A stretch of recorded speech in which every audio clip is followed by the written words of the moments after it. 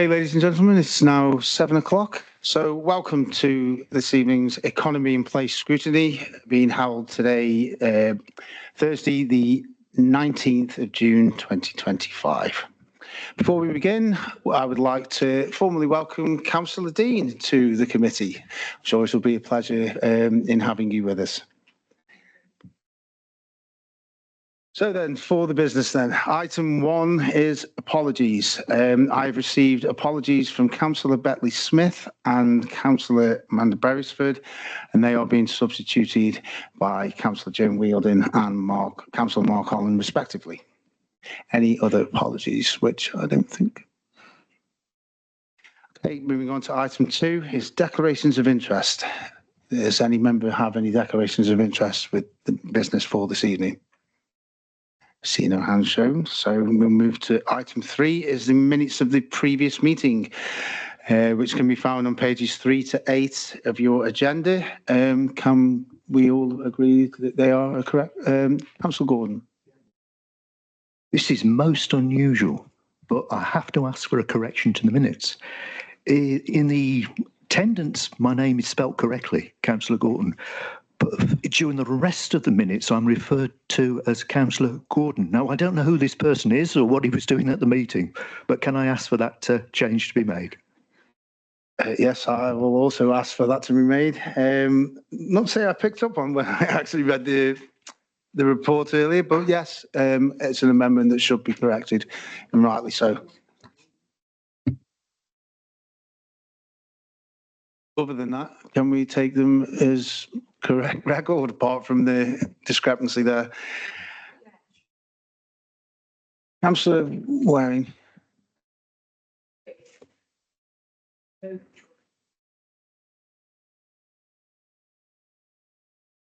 Item what, sorry? On the minutes, yeah.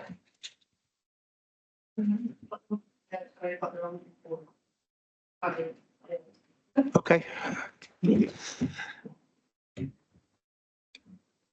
So we can agree everything else? Yes? Yes, right. Moving swiftly on then to the first item of business this evening, which is the Newcastle under Lyme Borough Local Plan 2040.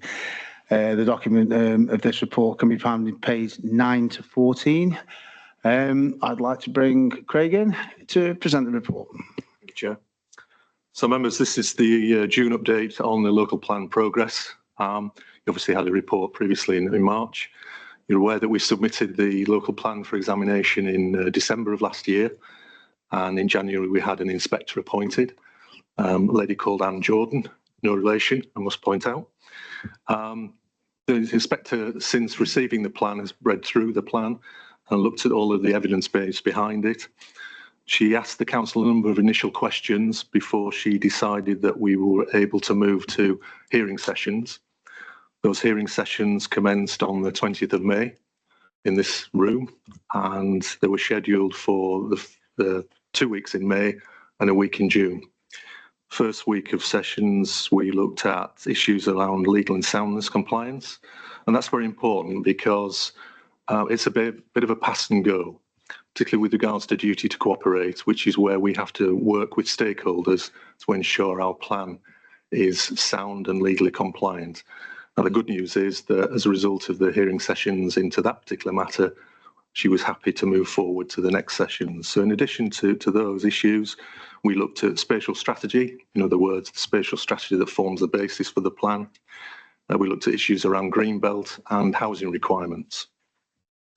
Now, unfortunately, due to unforeseen circumstances, this second week of sessions were cancelled and rearranged to the end of June, which is actually next week following the adjournment for this week's sessions. So in terms of this week, and we finished today, we looked at retail and town centres, we looked at employment policies and allocations, sustainable development, climate change, rural matters, infrastructure, transport and delivery. So quite a plethora of issues. Next week, we'll be looking at housing allocations.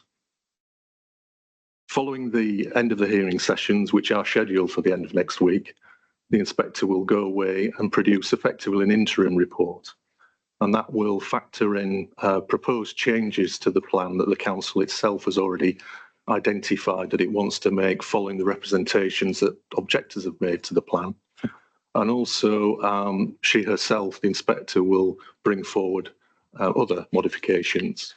That's on the basis that those modifications, if taken forward, will make the plan sound and will allow the council to adopt it when she produces her final report.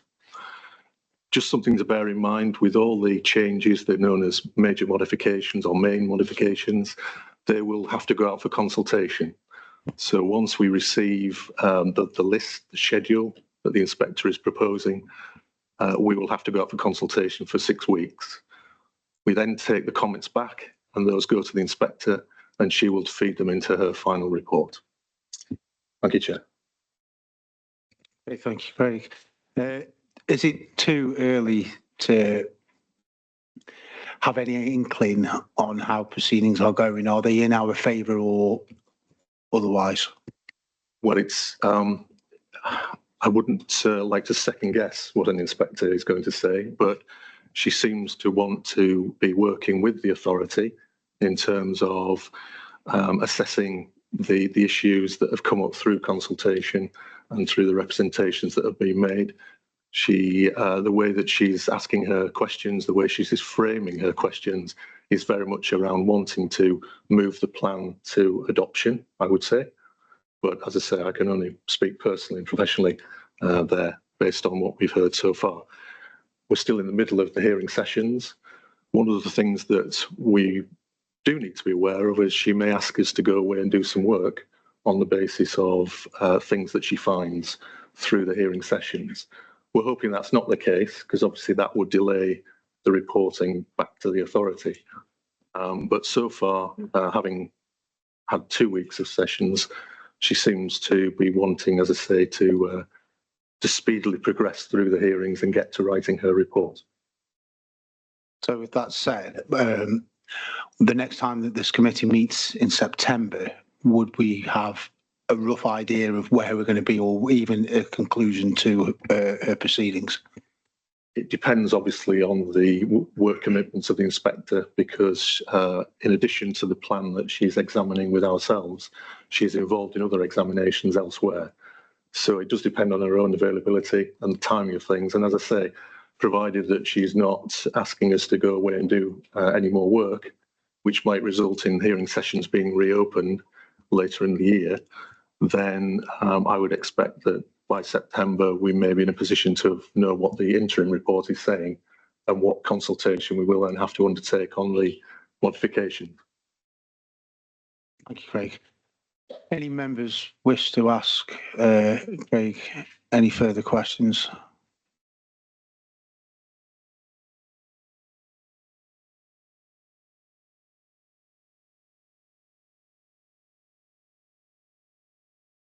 No? Councillor Grocott. Thanks, Chair. Just a quick one, Craig, just on that. In case of a change to whatever perception, have we got things in place that we can actually put to the inspector to mitigate it to get the local plan through? It depends obviously on the issues that she raises with us, but as I say, we've had 2 weeks of sessions so far. She seems to be wanting to, as I say, progress things pretty quickly. She doesn't want to be labouring or doesn't appear to be labouring the points. So where she's clear in her own mind that we provided sufficient evidence, then she seems to want to move on quickly to the next set of questions and topics. It really does depend on how she feels at the end of the hearing sessions and how quickly she then wants to move to preparing effectively the interim findings. I'm hoping personally that there's nothing substantial that she finds that she feels that warrants us going away and having to undertake work, because that, depending on the nature of the issue, could lengthen quite significantly the amount of time that is taken between now and when she reports back. So, as I say, we've done most of the what I'll call the substantive issues. Next week, she will be looking at the individual housing allocations. And after that, as I say, she will then consider all of the modifications plus any that she thinks herself need to be brought forward to make the plan sound. So simple answer to your question is we don't know until we know what the issue is. Yeah. Councillor Wheeldon. Just for clarification, I'm subbing here, so other than my own research on the local plan, I'm sort of probably asking a question that you all know the answer to, but I'm going to risk it, Craig, if I may. As I understand it, the inspector can ask questions and make recommendations, but cannot mandate any changes. Is that right? Well, unfortunately, that is incorrect. She can propose changes, and if she feels that those changes are necessary to make the plan sound, then clearly it will be in everyone's interest that she does that. And then those changes are put out for consultation. The issue that obviously we need to be aware of is ultimately it will be the council decision as to whether or not we adopt the plan at the end of the day based on her report. So do I understand that some changes might be suggested as recommendations in her report that we'd have to comply with? Yes. And what if we don't want to? If we don't, then there's a danger that the plan would be found unsound effectively and could not be adopted. So she's right in it, really.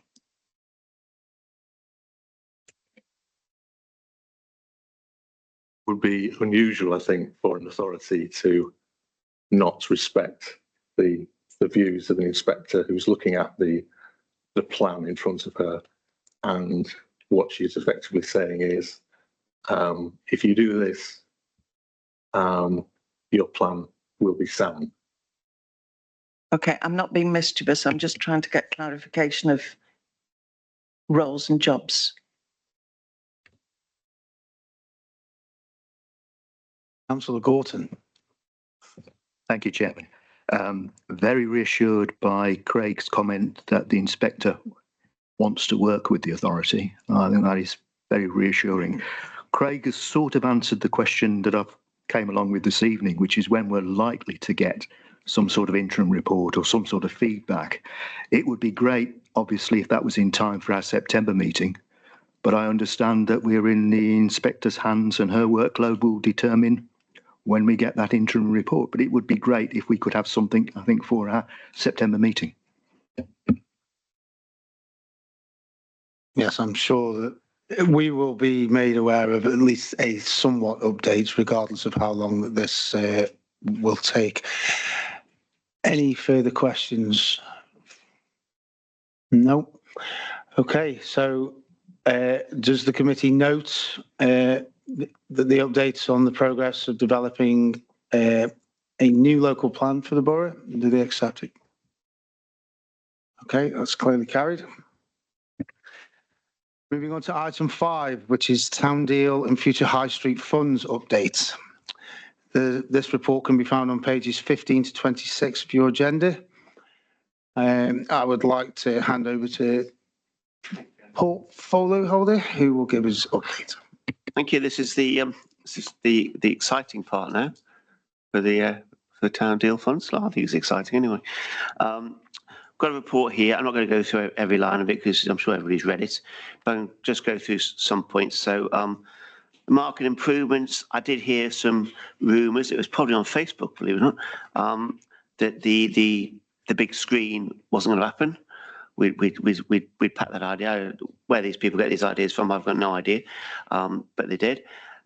What's actually happened is there's a sort of storm drain underneath where the screen's going, and the Severn Trent wanted us to ensure that it was a clear drain, so we had to send a little governor through to make sure it was water's running freely and everything before they sort of signed the work off, and all that took a bit of time, and that's all done now, and it'll be all systems go pretty soon, hopefully. The stuff's all in. I mean, it's all in position. It's got to be plugged in basically. But yeah, that's the last part of the High Street fund. When that's done, the High Street stuff is really more or less finished. other items we got on here, you'll see a lot of focus on summer 25, and it's sort of summer 25 now. So hopefully quite soon we'll start seeing cranes, which I think will be, well, I find that very exciting, with cranes all over the town centre. But so Astley Place, a picture of it here. Again, if you look at the site now, you can see the skeleton of the framework. The way Capital Centric do, they try to reuse as much as they can. So the girders and concrete's all in place now. So that's looking to be done, I think, to start in this summer. Little talk there about the new entertainment place that Jules Brewery are doing in conjunction with the Bull's Head and Capital Centric. That's going to be really exciting, I think. Castle Car Park's up and running. McCarthy and Stone residential development. Again, we're looking at autumn 25, completion late 26. Rye Park, same sort of dates. The Spire thing on there as well. Also sort of happening starting in 25, so it should be a busy old town centre. Midway Car Park, works expected to start in the summer of 25 and be completed by the summer of 27. That's the one I think I've always said is the one that I find the most fascinating, what they're going to do with an old redundant car park. I can't wait to see that. That's really, really exciting for me. As Performing Arts Centre's all done. Nutton Cheston had a little drive up Nutton today at lunchtime to have a look how they're getting on. The site off Acacia's all been cleared. There's some stuff there's like big sewer pipes there and things like that, so that they're moving on, but I can't actually see any building work as opposed to preparation work. I actually parked where the photo is, and I hadn't, apart from some sewer pipes by the digger, there was much else there. But it's coming on. The 4 community sites and development are due to commence shortly. The industrial units there's a bit of a problem, I think, the power supply. That's delayed that a little bit, but it's not going to be long. Underneath that, we've got the new centre on the Whammy, which I think is tremendous, and Newcastle Town are going to run that, and they run Row Lane. Anybody knows Row Lane? It's a superb facility, so very encouraging on that. Cross-Street Cheston's up and running. It's 3 phases, I think, and that's going along nicely. Zanzibar Enterprise Units, a planning application and development has been submitted and is under review presently. Construction starting in spring, summer 25, like everything else. Walking and cycling provision, I think they're starting that next month. Sustainable travel, if you go up to Keele University now, you'll find the entrance to Keele, where the bus route is going to go out, there's works undertaken on there now. Digital Society is up and running. I was in there yesterday.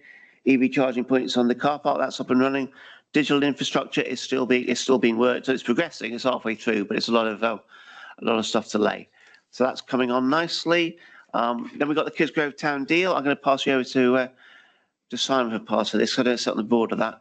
Chatley Valley's done, and we know that the preliminary work for that's all done, and the canal pathways are done. And as I keep saying at every meeting, there's an awful lot of money in canals. I think it's a good thing for Kidsgrove having this connection with the canals. And if you go up onto Newcastle Graveyard, I think you'll find Brindley.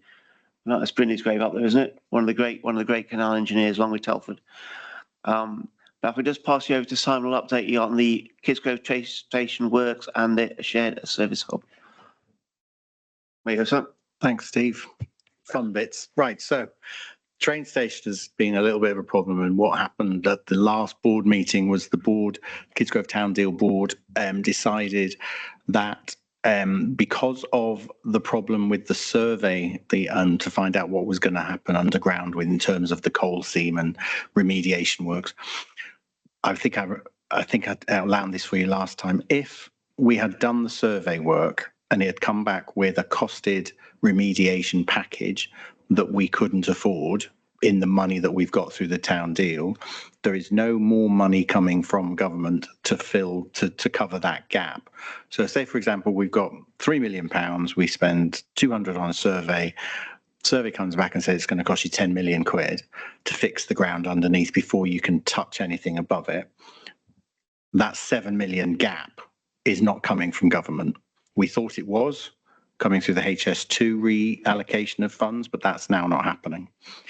So that 200 grand we'd have spent on the survey would have been deemed inappropriate use of public funds, and the government would have wanted that back from the council.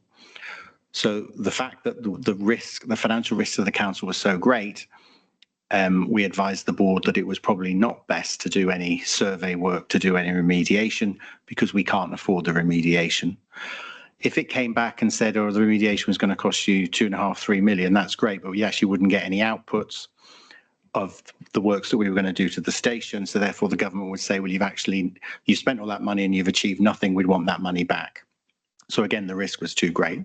So what the Town Deal Board have agreed to do is they will build or do something on the station outside the ring of the area of land that needs remediation. So that will mean some very light touches to the actual station building itself, and probably some light touch work on the outside, the car parking and planting and stuff, because we cannot do anything within the area that requires the remediation, because Network Rail will not allow us to do anything until they are satisfied that we've done a survey and remediation works. So it was just, we kept going round and round in circles. So Network Rail won't let us touch anything until we've done remediation. We can't afford the remediation. So therefore we're now looking at a revised scheme, which is being worked up by the train operator, East Midlands Railway, and they will report that back to the board and ourselves during July. And we'll see what we can actually do with the money that we've got that will actually address the issues that the train station faced. And that's why it got put into the town deal at the initial at the original start of all of this.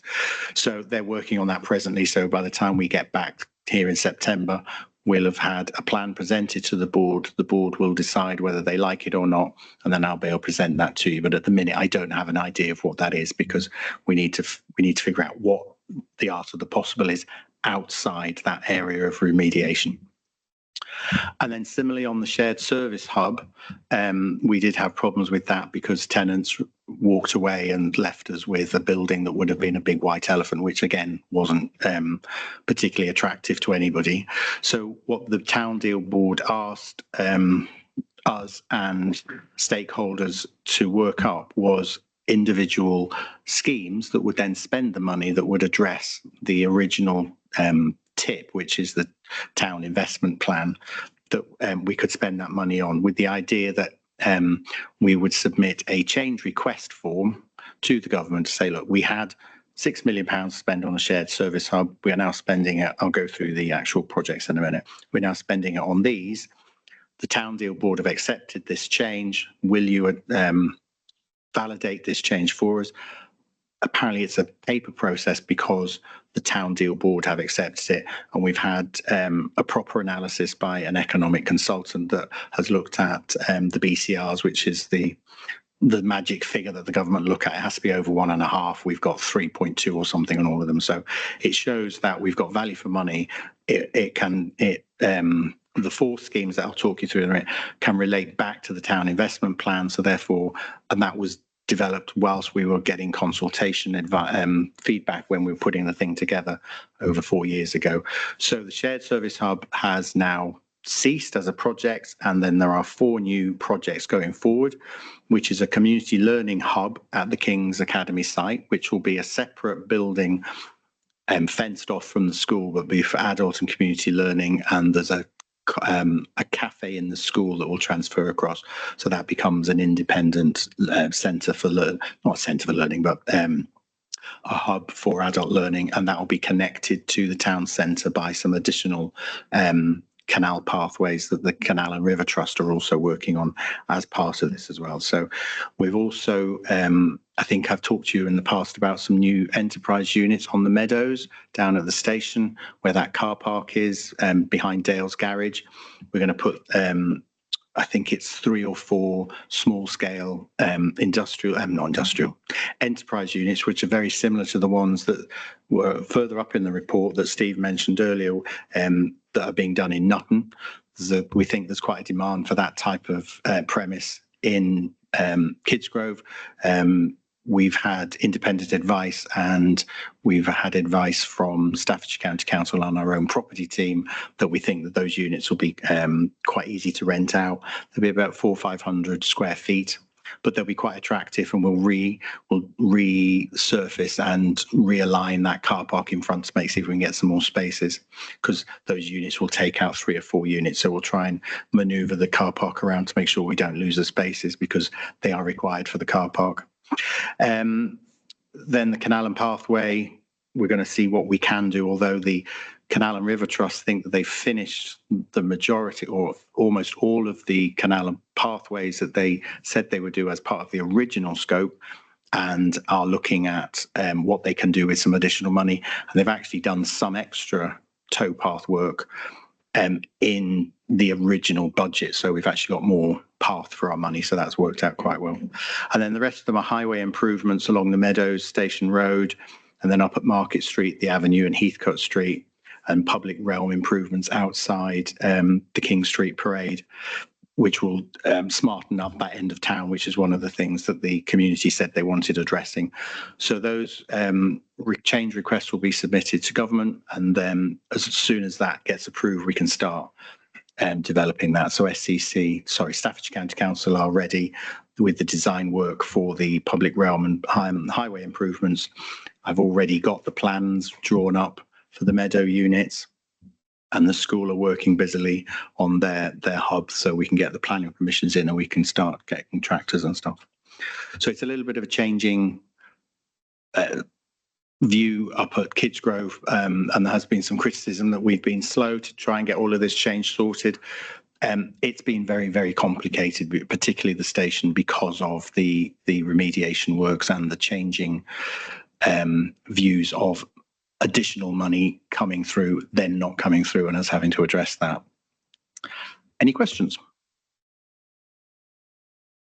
Well, thank you, Simon. It is disappointing on the Kidsgrove train station, but I do applaud you and your team for doing what you can, despite the setbacks that you have come across. Any questions for Simon or the portfolio holder?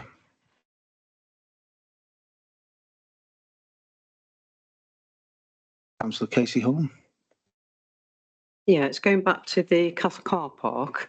Have the push button automatic closures been received yet? And if they have, do you know when they're likely to be installed? No, I don't, but I know a young man who probably does know the answer. I'll go with the young man, but I don't know the answer. We have ordered them, but we're going to be doing it on every floor. So we're going to have to get the main contractor to come back. So they've ordered, and that the electrical design work that's required has been undertaken, but we will try and get them done as soon as possible, because I know it's it'll be, oh no, sorry, it's not on every floor. It's just on the ground floor. It's just on the ground floor. So the disabled users to the car park can access. Sorry, it's on both sides. There's two wings of the door. That's why I got confused. Sorry, yeah. Any further questions or comments? Something else? Yes. If anybody wants to have a really exciting experience, have a look at the car park. It's tremendous. I went on there. Well, I go every Saturday, but I was there with my son one time. He drives on. Of course, it's bright. He could have written it for me. It's bright and airy and clean and spacious, isn't it?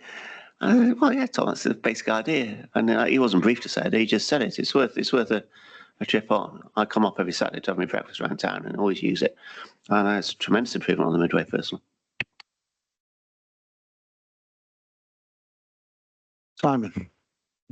There is just one risk that we need to address, which is part of the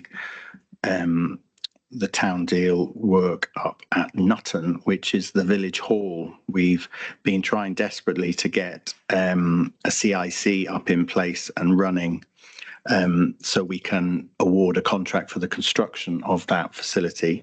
The council has said and has agreement with the town deal board that if we don't have somebody to operate it, we won't be building the village hall, and we are currently at an impasse of where that might be, who might be running it. So I haven't got any progress to update you on that, other than if we don't get somebody to run it, we won't be building the village hall, and that is the only risk to the programme we've got really at the moment. Interesting analysis there. Councillor Wheeldon. Just adding to the comments that Councillor Sweeney made, I've recently been to visit this site in Stoke that Capital Centre did. Absolutely fabulous. They finished it now. It's just ready for handover. It's superb. Such a clean site all throughout the progress. So whoever decided to go with them, I applaud them because they're really, really good. Almost, you could call them conservationist builders.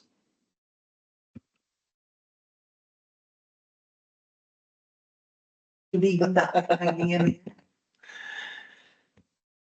To sum up then, if there's no further questions, are members happy to note as in the recommendations of the report?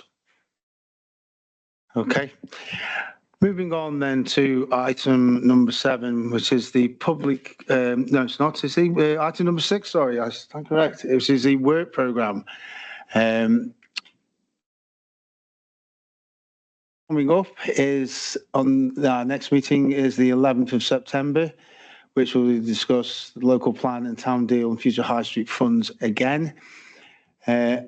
Again, in 8th of December, we'll have the local plan update, hopefully in full. Town deal, which will be ongoing, planning enforcement and performance, and the car parking strategy. Anybody wish to add anything to the work programme? No, as you can read, it is all information is in front of you. So with that being done and concluded, we will now move to items 7 and 8 respectively, which is public question time and urgent business. I have received none of either. So that will conclude this evening's meeting. All that's left for me to say is enjoy the rest of your day and have a safe trip home. Bye.